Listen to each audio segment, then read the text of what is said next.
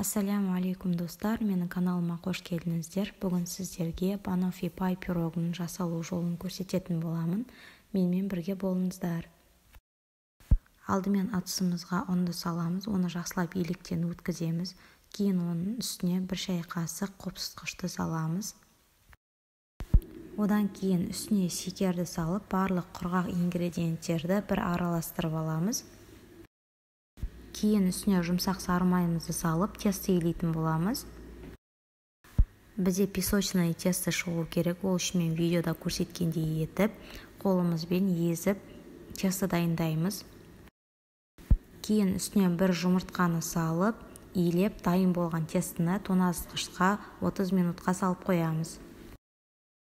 Тестоны формаға тегістеп орналастырамыз, одан кейін үстін шанышқымен әрбір жерінен тесіп шығамыз. 180 градуста қызып тұрған пеште тестомызды 35-40 минуттай пісіріп аламыз. Енді кремімізді дайындаймыз, ол үшін бізге сливки керек, яғни кілегей. Оның үстіне шекерімізді салып, екеуін жақсылап миксерлейміз. Миксерлеген кезде сливки жайлап қоюлана түседі. Әбден қоюланып дайын болған кремді тоңазытқышта сақтаймыз.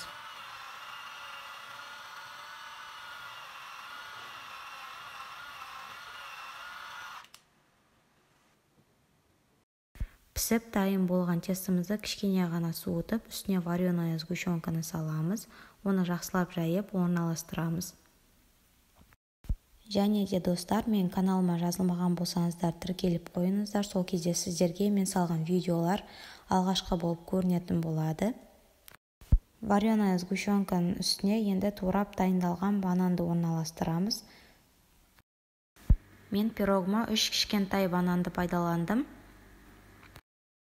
Ендігі кезекте пирогты креммен безендіреміз. Бұл кезде бөлме температурасы өте ыссы болмауы керек, себебі сливкилі крем өзінің формасын сақтамай қалуы мүмкін. Пирогты өзіңіздің қалауыңызша шоколадпен немесе какаомен безендіруге де болады. Мен аздап қана какао септім. Бұл пирог өте ерекше, дәмді болып шығады, сіздер де жасап көріңіздер.